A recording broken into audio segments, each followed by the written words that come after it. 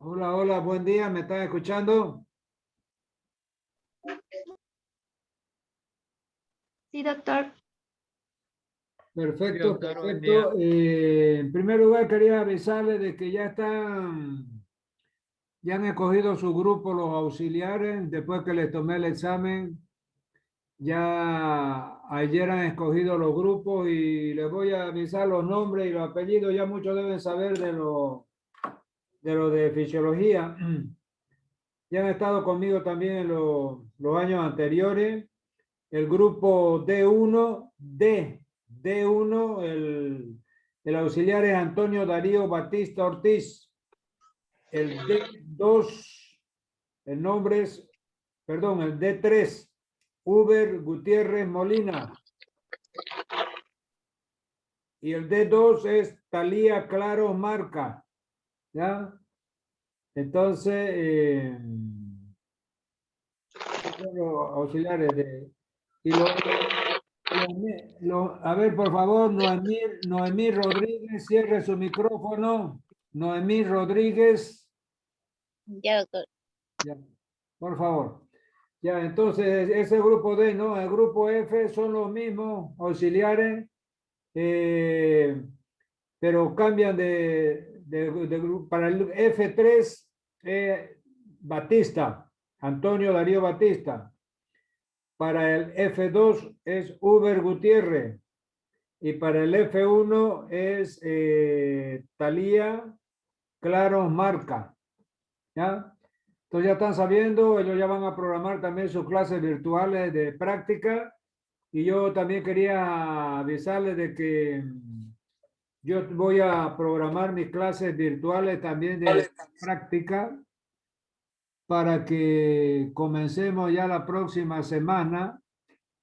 Y entonces en el maestro de oferta las prácticas están prácticamente todas de 15 y 15 a 16 y 45. El día martes para el F3, el día miércoles para el F2 y el día jueves para el F1. Todos están en ese horario, de 15 y 15 a 16 y 45. Entonces, yo como es la misma clase, que es una sola clase por semana y es la misma que yo imparto. A ver, Hans Justiniano Madrid, cerrar su micrófono, por favor. Hans Justiniano Madrid. Ya. Bueno, entonces yo voy a juntar, voy a dar un día, voy a dar para los tres subgrupos, para el D1, D2 y D3, y otro día para el F1, F2 y F3. Como es la misma clase y es una por semana, entonces yo voy a dar esos 2 días, tanto para el grupo D como para el grupo F. Ahora yo preciso ponerme de acuerdo con el grupo, con los dos grupos, con el grupo F, para hacerla un día, ya sea el martes, miércoles o jueves, en ese horario que está marcado ahí en el maestro de oferta, ya sea el martes, ya sea el miércoles o ya sea el jueves.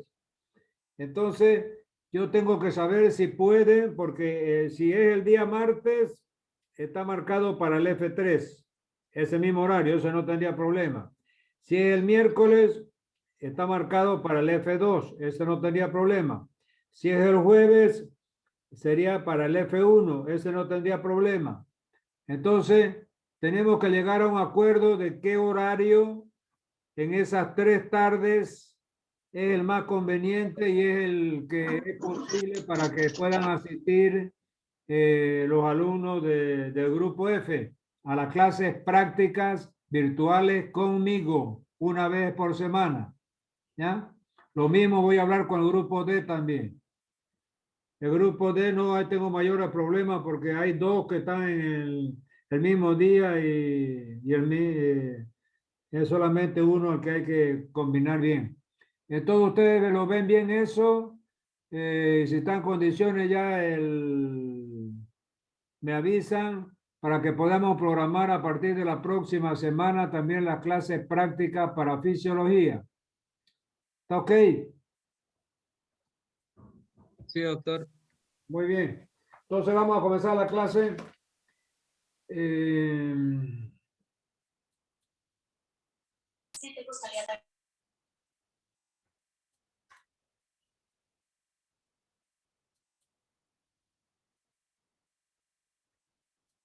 Ya, estábamos en el sistema circulatorio, ¿no? Hemos visto que este es un sistema bastante grande y vamos a necesitar dos videos porque hay muchas diapositivas, son más de 40 diapositivas y entonces por eso es que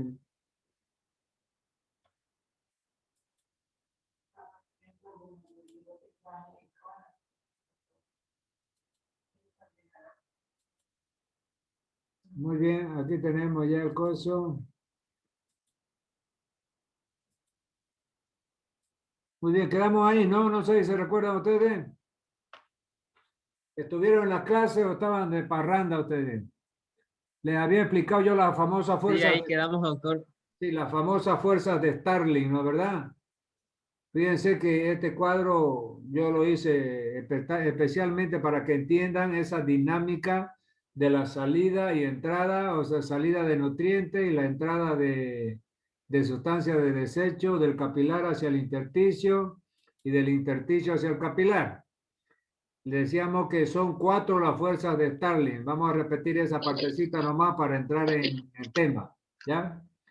Entonces, las 4 fuerzas de Starling es la PHC, que es presión hidrostática capilar, cuyo valor es 35 milímetros de mercurio. La presión, hay un ruido ahí que no me gusta mucho. Entonces, presión hidrostática capilar, aquí está, 35 milímetros de mercurio. Después tenemos la presión hidrostática intersticial. Si es capilar, esta es adentro del capilar, 35 milímetros de mercurio.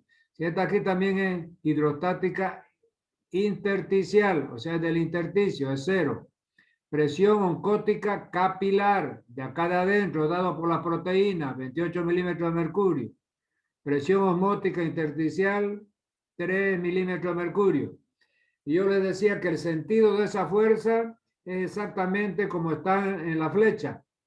Aquí, la presión hidrostática capilar y la presión osmótica intersticial favorecen la salida del líquido del capilar hacia el intersticio.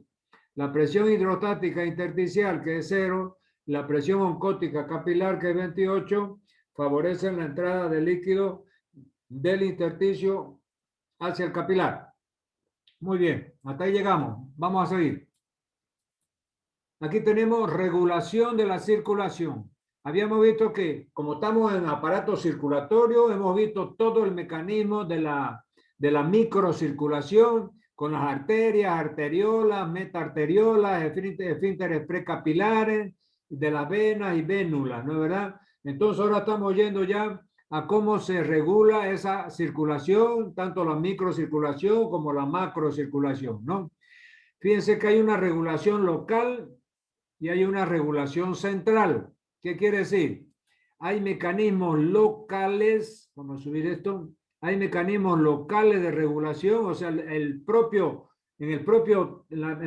tejido mismo regula su circulación, ¿ya? Y después hay un comando central a nivel nervioso, a nivel del cerebro, que también va a regular va a regular la circulación. Entonces vamos a comenzar con el comando local, la regulación local que está aquí en amarillo. Sigan mi apuntador. Entonces, la regulación local de la circulación, ¿ya? Depende de 2 factores, o puede ser de 2 tipos, como podemos decir mejor. 1, regulación química local. Y 2, regulación hormonal local. Entonces, recapitulando, la regulación local de la circulación se da a través de un mecanismo químico, y a través de un mecanismo hormonal, 2. Vamos a ver en qué consiste. Vamos a leer un poquito esto. tiene la finalidad de proteger a los capilares ante el aumento de la presión sanguínea, evitando que estallen los capilares. Tiene también que evitar que ante variaciones de presiones sanguíneas no se produzcan variaciones en el flujo sanguíneo. Consiste en que cuando hay un aumento de la tensión arterial produce la distensión de la pared del vaso y como consecuencia la contracción de las fibras musculares del vaso, por tanto se produce una reducción en el flujo sanguíneo capilar descendiendo o aumentando el diámetro. Entonces, fíjense que los mecanismos de autorregulación, estamos viendo, cuando decimos autorregulación, auto quiere decir uno mismo, sí propio, quiere decir auto. Entonces, este es el mecanismo que hemos visto aquí, que yo he leído rápidamente, porque ahora lo voy a explicar más detenidamente. Estos mecanismos de autorregulación son mecanismos locales, que son de dos tipos, químico y hormonal. Y fíjense que van a actuar de dos formas, ¿ya? O sea, no puede, y estos mecanismos son ¿por qué? Porque la presión no puede ir aumentando, aumentando, aumentando, y llega un momento que van a estallar los capilares. Entonces tiene que haber una regulación hasta dónde puede llegar esa presión y hasta dónde puede aumentar y hasta dónde puede disminuir. Pues si aumenta mucho, estallan los capilares. Si baja mucho, es decir, el paciente entra en shock, ¿no? Hay hipotensión. Entonces tiene que haber hay órganos reguladores de esa presión. Y vamos a ver entonces en la próxima diapositiva cuáles son esos mecanismos. Lo vamos a estudiar al detalle. Entonces, aquí está regulación de la circulación, regulación química local. Entonces, vamos a ver los primeros factores que son los químicos, porque habíamos visto en el anterior que la local tenía dos factores, el químico y el hormonal. Ahora vamos a ver el químico. Muy bien, entonces, aquí síganme con mi apuntador. Cuando un órgano está trabajando más, se produce un aumento del metabolismo, como resultado final se produce una acumulación. Entonces, cuando los tejidos están trabajando a toda máquina, ¿ah? A toda mecha, como decimos, a toda máquina, entonces en ese producto, en ese proceso metabólico, porque cuando yo les hablo de están trabajando las células, es decir, cuando decimos las células están trabajando, es decir, las células tienen un metabolismo, ¿no? En el metabolismo hemos visto después, vamos a ver después, consta de dos fases, el anabolismo y el catabolismo. Por ahora tiene que fijar que el metabolismo es el trabajo celular, es a través de la cual las células se nutren, producen energía y de esa forma funciona el organismo. En ese trabajo celular se van acumulando ciertos productos químicos que van a ser vasodilatadores, o sea, van a dilatar los vasos sanguíneos, va a mejorar el flujo sanguíneo en el local, en el tejido, y de esa forma se va a nutrir mejor la célula. Entonces, fíjense, todas esas sustancias que se producen del metabolismo celular y que se van acumulando, están aquí enumerados. Algunos son ácidos, dice producto metabólico ácido, ¿ya? Adenosina, CO2, que es el anhídrido carbónico, hidrogeniones y ácido láctico. Todos estos son productos ácidos, como dice el primer renglón. Entonces yo le pregunto, ¿cuáles son las sustancias químicas que regulan localmente la circulación? Me tienen que decir, son 4. Y son todos vasodilatadores. 1, adenosina. 2, CO2, anhídrido carbónico. 3, hidrogeniones. 4, ácido láctico. ¿Ya? Entonces, estos 4 productos químicamente son ácidos, o sea, un pH menor de 7. ¿Ya? Y los nombres son adenosina, que ya la vimos en la teoría de la vasodilatadora que vimos en la anterior clase. Ahí aparece la adenosina. En la teoría vasodilatadora, ¿se recuerdan, no verdad? Decíamos que cuando la célula está trabajando y necesita más sangre, más oxígeno en la sangre, entonces se produce esta sustancia adenosina que era vasodilatadora, entraba más sangre con oxígeno a los tejidos y el tejido satisfacía sus necesidades. Y la otra teoría era, no señor, esa teoría está errada, decía, aquí nomás la falta de oxígeno hace que las metaarteriolas se dilaten, entre más sangre y chao. Ese es el otro mecanismo. Entonces, fíjense, yo les digo esto para hacerles recuerdo que esta sustancia adenosina ya la vimos anteriormente. Es una sustancia vasodilatadora que está en la teoría vasodilatadora que vimos anteriormente. Entonces, adenosina, CO2, hidrogeniones, ácido láctico. El efecto de estos productos metabólicos es una vasodilatación a nivel de órganos y el aumento del aporte de sangre hacia los riñones. Entonces, fíjense, todos vasodilatadores, todos dilatan las arterias, aumenta el flujo de sangre y por lo tanto aumenta el oxígeno. Sigamos. Vamos. Aquí tenemos dos, la regulación local, pero ya hormonal. Aquí ya no son sustancias químicas como las que vimos antes, adenosina, CO2 y todo eso. Ahora ya son sustancias hormonales. ¿Y cuáles son? Aquí fíjense, en la regulación local por sustancias hormonales la va a dividir en dos grupos.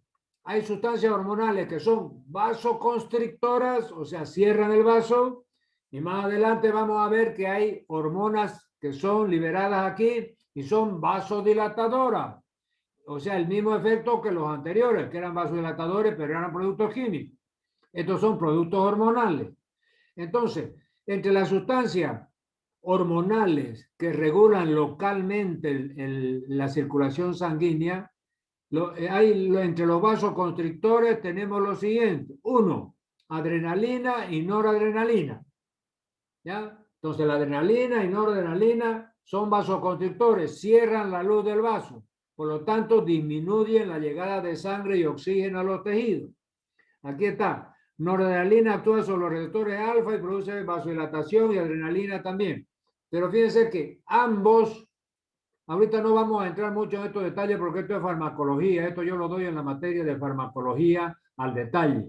Aquí en fisiología es suficiente con que ustedes sepan de que la regulación hormonal de la circulación sanguínea ya está dado por los siguientes agentes: vasoconstrictores, adrenalina y noradrenalina. ¿Ya? Aquí está ya sus efectos farmacológicos, ya eso no lo voy a complicar a ustedes. Me conformo con que sepan que es adrenalina y noradrenalina y tienen efectos vasoconstrictores. Nada más. Sigamos. Otros vasoconstrictores que hay.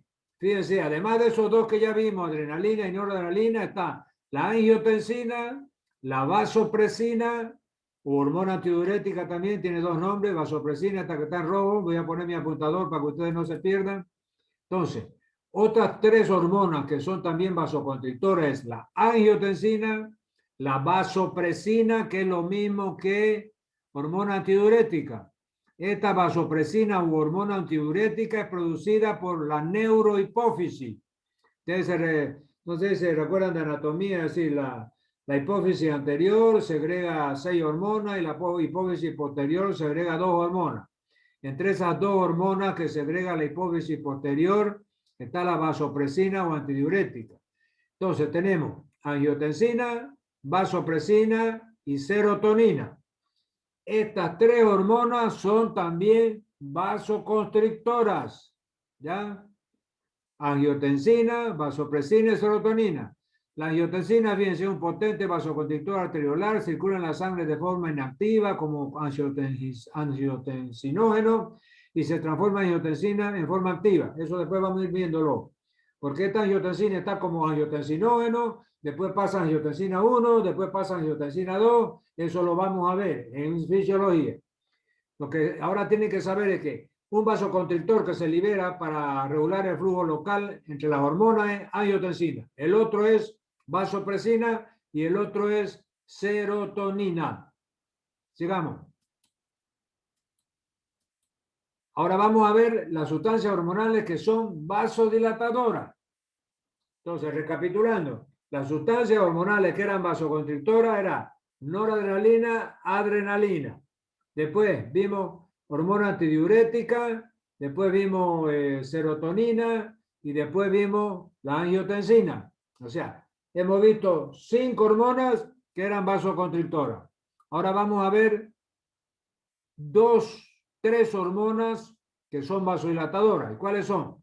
La bradicinina o bradiquinina, también se dice, esta que está aquí con celeste, a ver, voy a poner el apuntador. Esta que está aquí con celeste dice bradiquinina. Puede decir bradiquinina o bradicinina. A mí me gusta decir más bradiquinina. Histamina. Esas son las dos primeras hormonas vasodilatadoras que regulan el flujo sanguíneo local. Y la tercera hormona está aquí, prostaglandinas. ¿Ya? Entonces, bradiquinina y histamina se liberan ante el daño tisular, producen vasodilatación en la arteriola y la zona donde está la lesión tisular. Y esta acá, prostaglandina, contenida en los tejidos, existen diversos tipos y algunos también tienen efecto vasoconstrictor, pero son básicamente vasodilatadores. Pero dice que algunos prostaglandinas pueden tener también efecto vasoconstrictor. Entonces, repitiendo, los vasoconstrictores son bradiquinina, histamina y prostaglandina. Sigamos.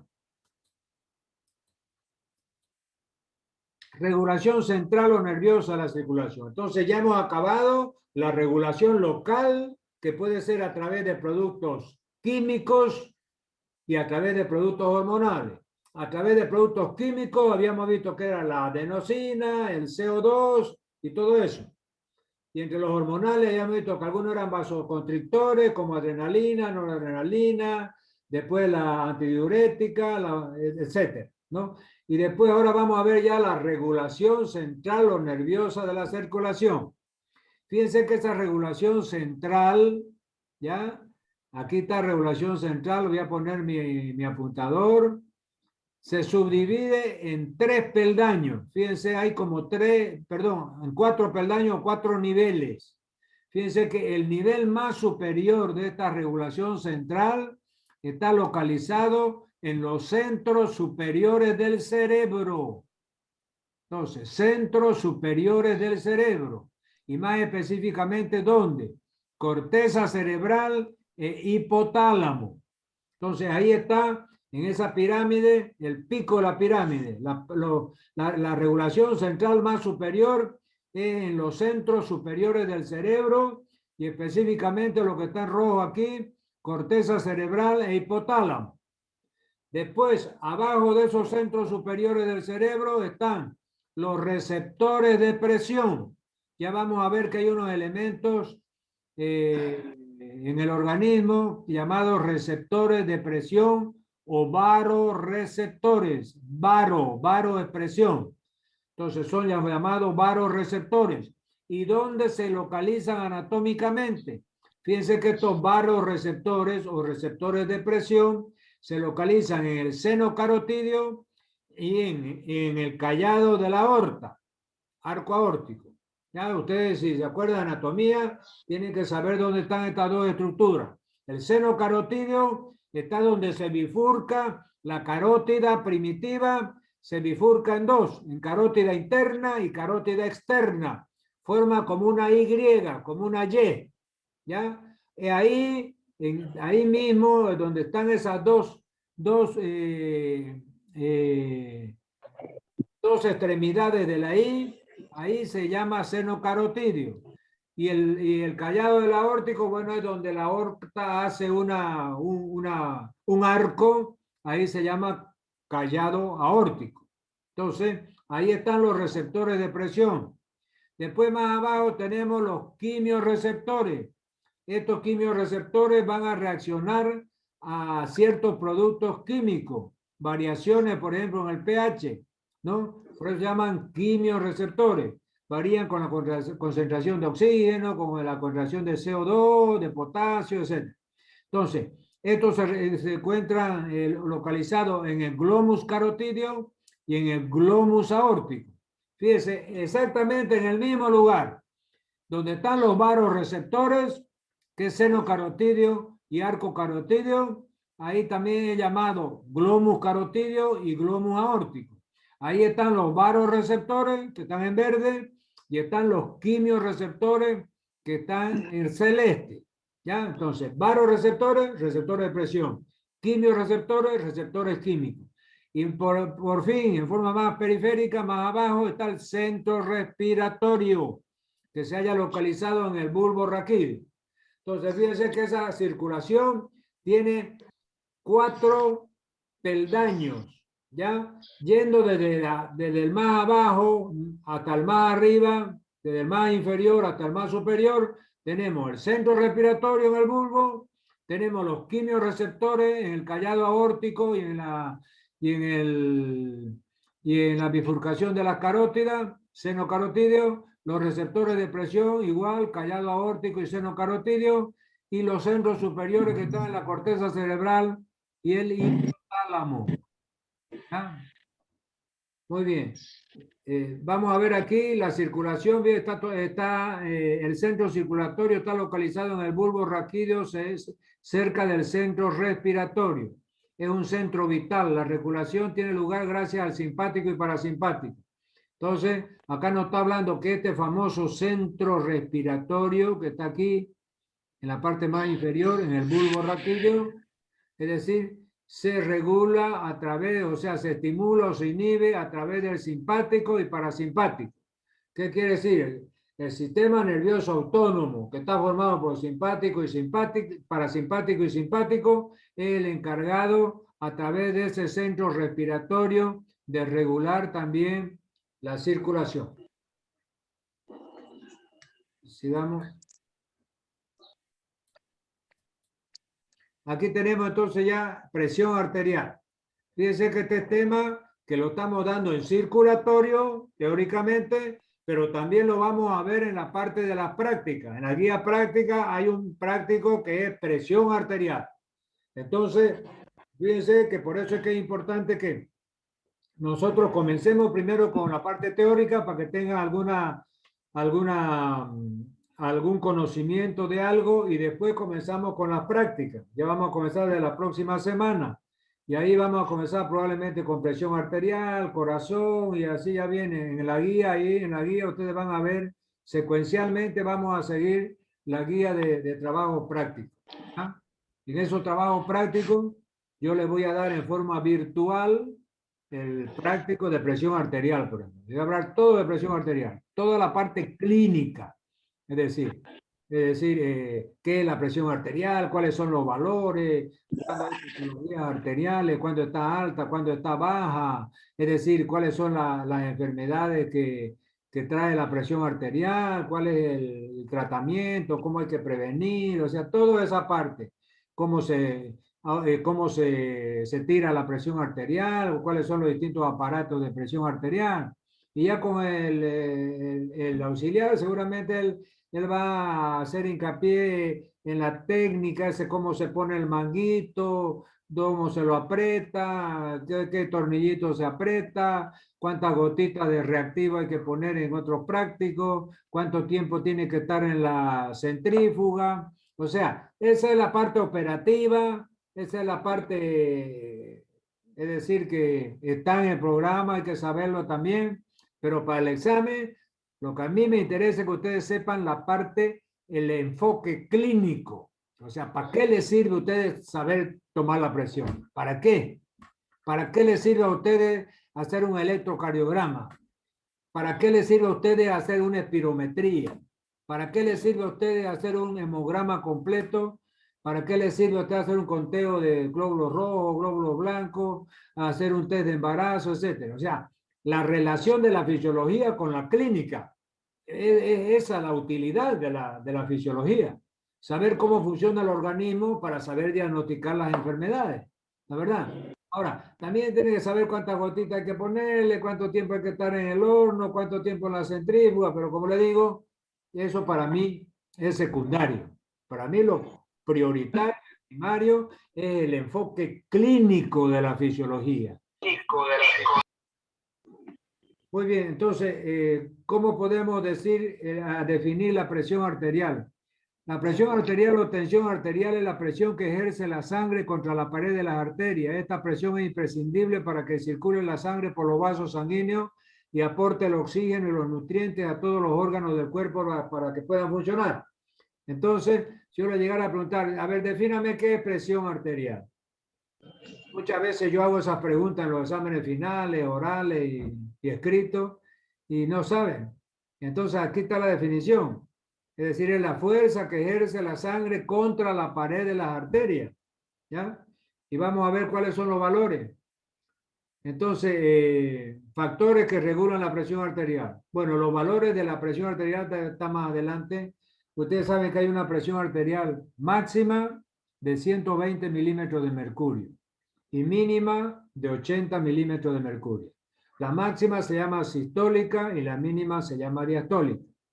Ahora, ¿cuáles son los factores que regulan esa presión arterial? Fíjense que son cinco. Entonces voy a poner mi apuntador aquí para que no se pierda. ¿Cuál es el primer factor? El volumen de eyección.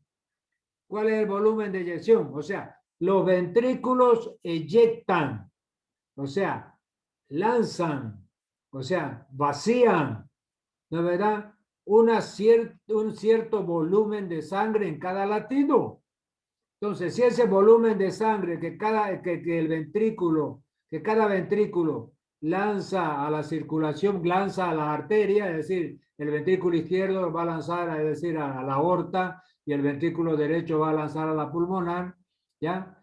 Y ustedes eso lo multiplican por la frecuencia cardíaca, le van a dar el volumen de sangre que en cada minuto el corazón bombea. Entonces, los factores son volumen de eyección. Si ese ventrículo eyecta poquita sangre, es decir, la presión va a ser más baja, pero si inyecta bastante sangre, la presión va a ser mayor. Por eso es que el volumen de eyección tiene su importancia y tiene su relación, tiene su incidencia en la regulación de la presión arterial. 2, distensibilidad.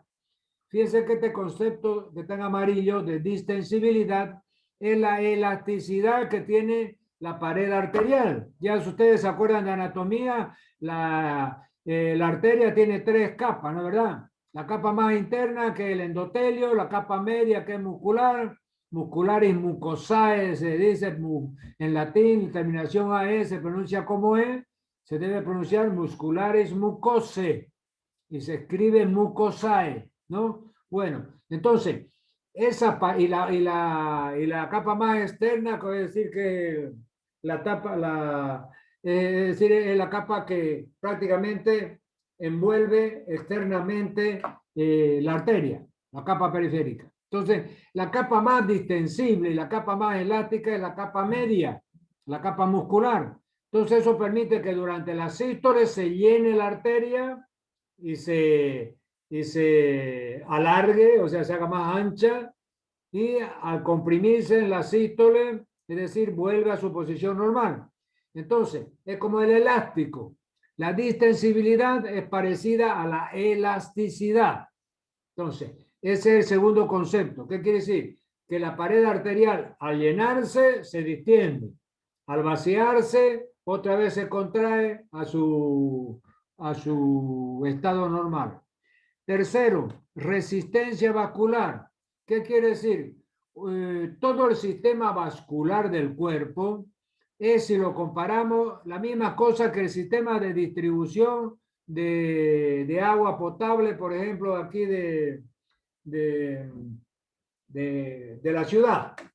Ustedes han visto que la ciudad, Zahuapac, tiene sus bombas en cada distrito. Hay una bomba que le da presión al agua potable para que circule. Porque imagínense la mancha urbana de Santa Cruz, no sé, son creo que, no sé, para decirle algo, son 30 kilómetros cuadrados, la mancha urbana. Entonces, esos 30 kilómetros cuadrados, hay, qué sé yo, 2 millones de viviendas. Y el agua tiene que llegar a cada una de esas 2 millones de viviendas. Y para eso necesita presión. Pero esa agua que sale de unos pozos semisurgentes que ha perforado Zahuapac a 300 kilómetros, lo saca de los acuíferos subterráneos, es decir, y después los bombea a todos esos miles y centenares de miles de kilómetros de cañería. Entonces, su elemento de distribución de esa agua potable son las cañerías. Entonces, acá lo mismo. Es decir, la arteria y la vena son las cañerías de distribución por donde la sangre se va a las distintas partes del cuerpo a nutrir la célula. Entonces, necesita presión para circular. Y esa presión, la bomba es el corazón, que la hace circular. pero también hay una resistencia, o sea, las cañerías, mientras más finas sean, mientras más delgaditas sean, le ofrecen mayor resistencia a ese líquido para que circule. O sea, no es lo mismo bombear agua pura, es decir, que bombear aceite, por ejemplo. Es decir, bombear, por ejemplo, agua en una cañería de 10 centímetros que una cañería de 3 centímetros. O sea, en la cañería de 10 centímetros la bomba hace menos esfuerzo para bombear el líquido por esa cañería ancha. ¿Ya? Y cuando la cañería es angostita, los vasos más finos, circulatorios más finos, la arteria más fina, es decir, para que circule por esa arteria fina, arteriola, etcétera, tiene que hacer más fuerza la bomba, más fuerza el corazón para que la sangre circule. Entonces, eso se llama resistencia vascular. Fíjense, fuerza que se opone al flujo sanguíneo al disminuir el diámetro, sobre todo de las arteriolas, y que está controlada por el sistema nervioso autónomo. Eso ya lo hemos visto. El sistema nervioso autónomo, simpático y parasimpático, dilataba la arteria o cerraba la arteria. Entonces eran vasoconstrictores y vasodilatadores. Ya vimos nosotros las sustancias químicas que eran vasodilatadoras y hemos visto las hormonas que eran vasoconstrictoras y eran vasodilatadoras. Entonces, eso es resistencia vascular. Cuarto elemento, volemia. ¿Qué es la volemia? La volemia es la cantidad de sangre que el corazón, que el organismo tiene. En determinado momento, supóngase, si yo agarro a una persona de 70 kilos, un adulto joven, y lo desangro, ya le abro la arteria, una de las arterias principales, la aorta, y le saco toda la sangre. ¿Cuánto me va a dar? Si yo mido esa sangre, 5 litros. Entonces, la cantidad de sangre que tiene el cuerpo es de 5 litros en promedio. Eso se llama volemia. Entonces, la volemia es importante para la presión, porque si hay poca sangre, menos de 5 litros, el cuerpo se va a resentir por falta de sangre y oxígeno. Si tiene más de 5 litros, también va a haber dificultad para circular esa sangre, porque esa sangre ya va a ser muy, muy voluminosa y eso va a traer también otro problema. Entonces, la volemia es importante para la circulación y la presión arterial. Y el quinto elemento es el gasto cardíaco. ¿A qué se llama gasto cardíaco? Es el volumen de sangre que el corazón bombea por minuto. Entonces, ¿cuánto bombea el corazón de sangre por minuto? Y eso después vamos a ver, hay una fórmula, etcétera, pero es también alrededor de 5 litros por minuto de un paciente en reposo, de 70 kilos, etcétera. Es más o menos esa cantidad, el gasto cardíaco. Entonces, los 4 factores que regulan la presión arterial son volumen de eyección de los ventrículos, la distensibilidad, que es la elasticidad de las arterias, la resistencia vascular, que está dado por el diámetro de las arterias, la volemia, que es la cantidad de sangre que está en el cuerpo circulando, y el gasto cardíaco, que es el volumen de sangre que el corazón bombea cada minuto, por una unidad de tiempo, que es un minuto. ¿Está bien? Vamos a seguir. Doctor, entonces, ¿cuál vendría a ser la diferencia entre el volumen de eyección y el gasto cardíaco? Ya, buena pregunta. El volumen de eyección, yo le estaba diciendo de que se está refiriendo en la forma micro, que es el volumencito que el ventrículo expulsa en cada latido. Pero lógicamente guarda relación, porque después vamos a ver que ese gasto cardíaco, para saber el gasto cardíaco hay que multiplicar ese volumencito que el ventrículo bombea en cada latido por la frecuencia cardíaca. Entonces fíjense que están íntimamente relacionados. O sea, pero acá nos lo define en forma pequeña, ¿no? O sea, el latidito, que supóngase, son 110 mililitros. Cada latidito, 110 mililitros que va, 110 es el volumen lleno. Más o menos 70 mililitros es lo que el ventrículo va botando en cada latido. Si esos 70 mililitros usted lo multiplica por 60 por 70 latidos que tiene el corazón en un minuto. Entonces, fíjese, 7% de 49 le da 4.900, o sea, le da casi 5 litros. Entonces, fíjese que guarda íntima relación. Buena su pregunta. O sea, el volumen de eyección está íntimamente relacionado al gasto cardíaco. Si el volumen de eyección disminuye, disminuye el gasto cardíaco. Si el volumen de eyección aumenta, aumenta el gasto cardíaco. Entonces, fíjense, hay una relación directamente proporcional. ¿Está bien? ¿Entendió?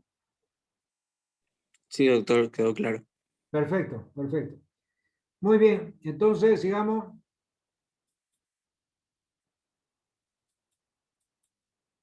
Aquí entonces tenemos la regulación de la presión arterial por los quimiorreceptores. Fíjense que este dibujo es estupendo para que ustedes ya graben visualmente aquello que yo les había explicado en forma oral, la localización anatómica de los varoreceptores, que son los receptores de presión, y de los quimiorreceptores, que son los receptores químicos. Entonces, fíjense que aquí este dibujito tenemos, aquí está el corazón, aquí está el callado aórtico, aquí están las carótidas, las arterias carótidas primitivas, y fíjense que aquí se bifurca en carótida interna y carótida externa. Esta es la derecha. Y esta otra carótida primitiva también se va a bifurcar en carótida externa y carótida interna. Muy bien, ahí en la palca, ahí donde forma la Y, ahí en el fondo, aquí se llama seno carotidio o glomus carotidio. Aquí hay, fíjense, cuerpo carotidio, seno carotidio, aquí está. Y acá el callado aórtico, o sea, es donde la aorta hace esta curva, es callado aórtico. Aquí están los varoreceptores y quimiorreceptores, en ambos lugares, ¿ya? Pero fíjense que hay dos vías para estimular, por ejemplo, para controlar y regular la presión. Fíjense que para los elementos varoreceptores y quimiorreceptores que están aquí en el seno carotídeo, ¿ya? La vía es vía nervio de Hering, van al nervio glosofaríngeo y después van al centro, en el bulbo aquí, ¿ya? El centro el centro circulatorio que está aquí en el bulbo. ¿Ya? Hay un centro respiratorio y hay un centro circulatorio en el bulbo. Pero fíjense que de los varoreceptores y quimiorreceptores que están aquí, van vía nervio Hering y glosofaríngeo al bulbo. Sin embargo, aquellos que están, los varoreceptores y quimiorreceptores que están aquí en el callado aórtico, van directamente por el nervio vago, décimo par. ¿Ya? Directo van al bulbo, aquí al centro circulatorio. Y sin embargo, los otros del glomus carotidio o seno carotidio van vía nervio de Hering y nervio glosofaríngeo. ¿Ya? Muy bien, vamos a ir Entonces, el papel de la autorregulación. Vamos a ver estos cuadritos que son importantes porque es resumen prácticamente de lo que hablamos y están esquemáticamente. Entonces, fíjense que en este cuadro vamos a ver si hay aumento del volumen del líquido extracelular, o sea, por alguna razón aumentó el volumen del líquido extracelular.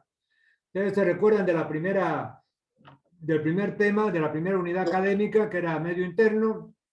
¿A qué se llamaba el líquido extracelular? Al medio interno. Muy bien, entonces por alguna razón aumentó el líquido al medio interno y ahí automáticamente aumenta el volumen sanguíneo, o sea, la volemia. Al aumentar la volemia, aumenta la presión media de llenado circulatorio de los ventrículos. Al aumentar la presión media de llenado circulatorio de los ventrículos, aumenta el retorno sanguíneo venoso al corazón. Al aumentar el retorno venoso, aumenta el gasto cardíaco. Al aumentar el gasto cardíaco, aumenta la presión arterial. ¿Ah?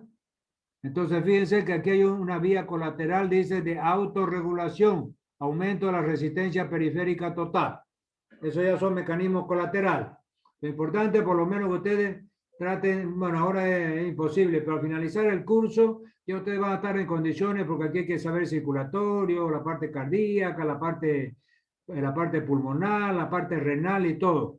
Pero ya de edad ya vayan ustedes sabiendo de que estos cuadros de resumen, fíjense que se hace para que la persona y el alumno vaya raciocinando todos los mecanismos que hay de control y regulación de las funciones del cuerpo. Entonces, partimos de un aumento del volumen del líquido extracelular. Ese aumento del volumen del líquido extracelular aumenta el volumen sanguíneo. El aumento del volumen sanguíneo aumenta la presión circulatoria media. Al aumentar la presión circulatoria media, aumenta el retorno venoso. Al aumentar el retorno venoso, aumenta el gasto cardíaco. Al aumentar el gasto cardíaco, aumenta la presión arterial. ¿Está bien? Vamos entonces a la próxima. Aquí ya son puros cuadritos. Fíjense que aquí vamos a partir de otro escenario, ya más complejo, donde entran más elementos, ¿ya?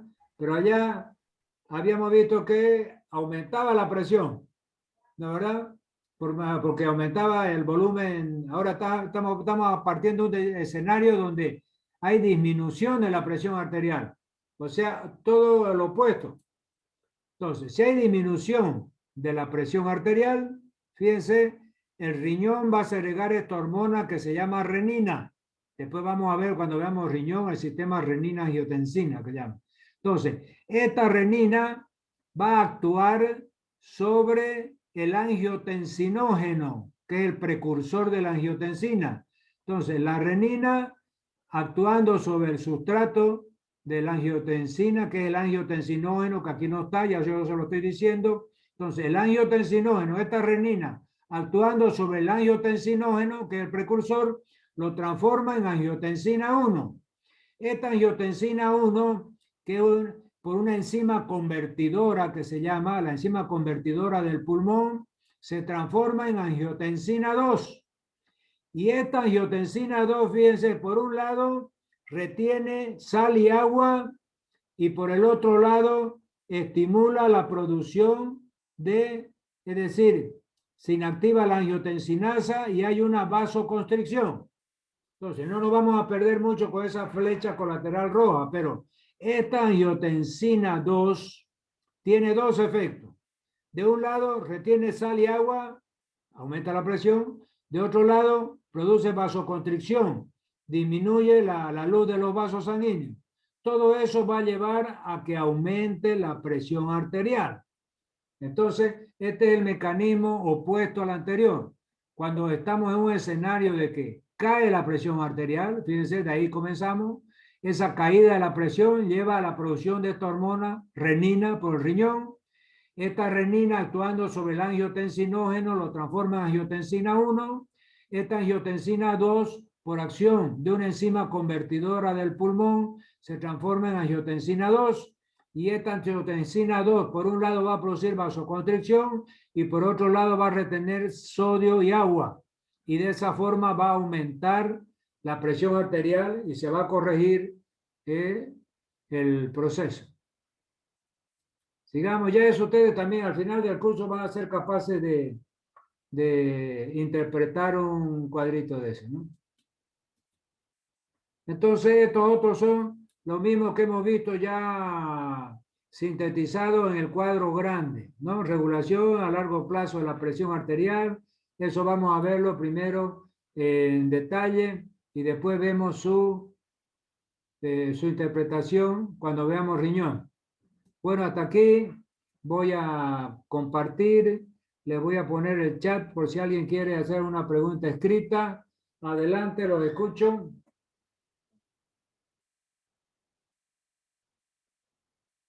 A ver, un ratito voy a compartir algo porque hay un cuadro general que no lo he visto aquí.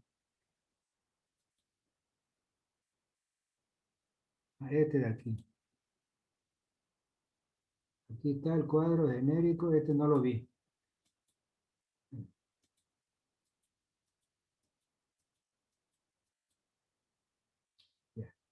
Antes de eso, vamos a ver, había una diapositiva que no me aparecieron.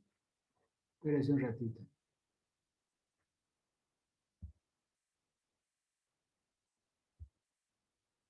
Aquí. Estas no aparecieron, no sé por qué, ahorita recién están apareciendo. El sistema renina-angiotensina que yo les decía. Aquí vamos a ver una partecita para que sepan bien de dónde viene esa famosa renina que vimos en el cuadrito. Y dice, fíjense, el sistema renina-angiotensina es el regulador más importante de la secreción de aldosterona. La aldosterona también responde a la secreción de ACTH, que es la adrenocorticotrofina, pero el sistema renina-angiotensina predomina en la regulación de la presión arterial y la retención de sal. Por eso es que yo no quiero entrar bien a esto, porque esto lo vamos a ver detalladamente cuando veamos riñón, porque es el riñón que segrega esta hormona llamada renina-angiotensina. Porque fíjense que aquí ya nos está hablando también de la aldosterona, que es otra hormona, del ACTH, que también es otra hormona. ¿Ya? Entonces, por eso es que yo vamos a pasar directamente a este cuadro. Fíjense que este cuadro es el resumen completo del tema circulatorio. Al final del curso de fisiología, ustedes van a ser capaz de descifrar, interpretar este cuadro, que yo se lo voy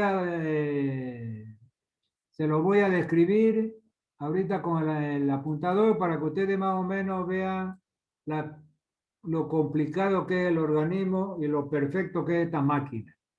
Entonces, fíjense ustedes, aquí teníamos, aquí está el pulmón, aquí está el hígado, aquí está el riñón, y vamos a ver todos los elementos que se segregan.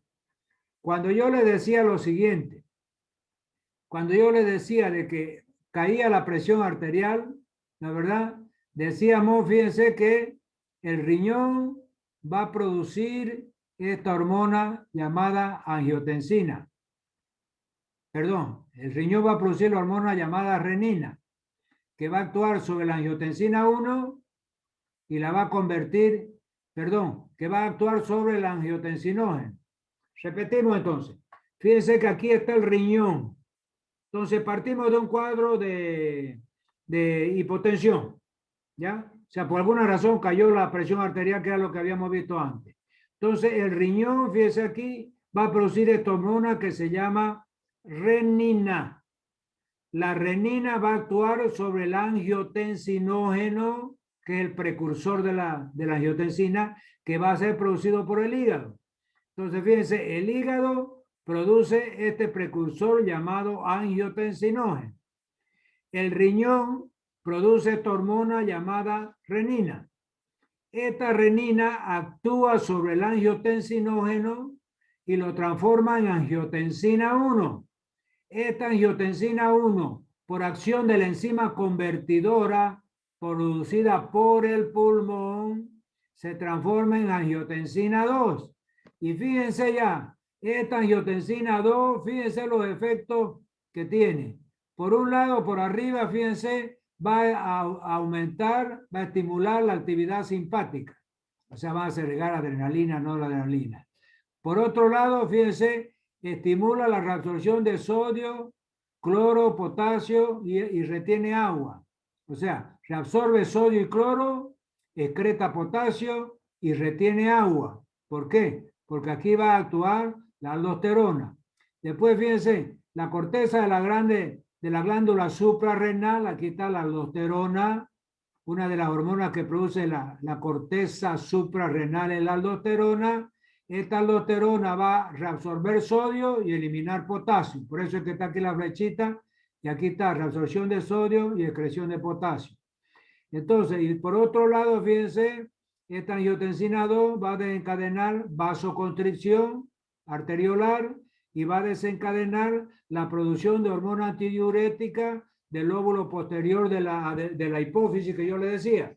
La hormona antidiurética o vasopresina, que se recuerda que vimos entre los elementos que producían vasodilatación. Entonces, aquí fíjense, secreción de hormona antidiurética, ¿ya? Entonces, todo esto lleva a que la presión aumente y retención de agua y sal, la volemia aumenta, hay buena perfusión del aparato yuxtaglomerular y todo eso, fíjense, vienen los puntitos aquí, hace que se compense la presión.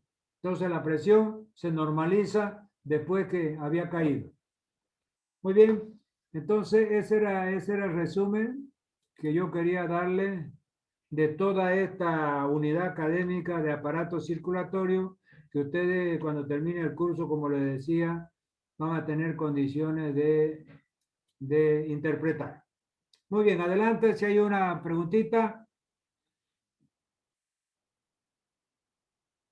Vamos, hay un silencio sepulcral. Doctor, una pregunta.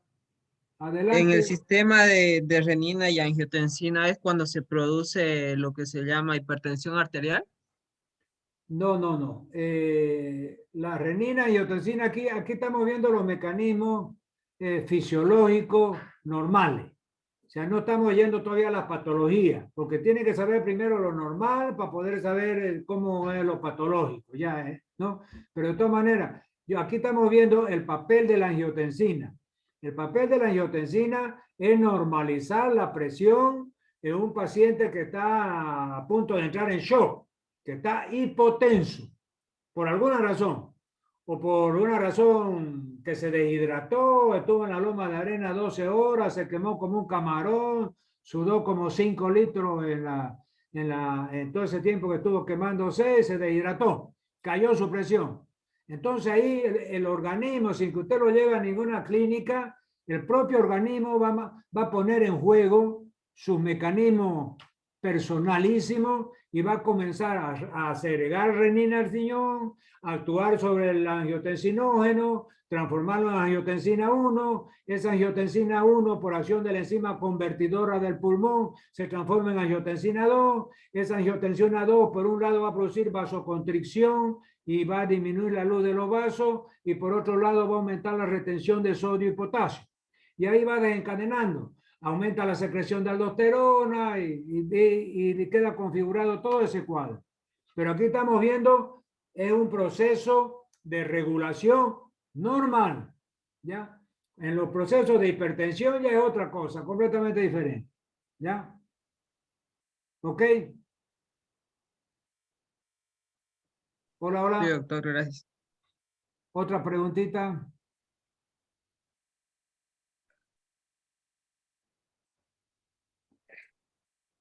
Adelante, Janet. Ah, ya lo cerró su micrófono, pensé que iba a hablar.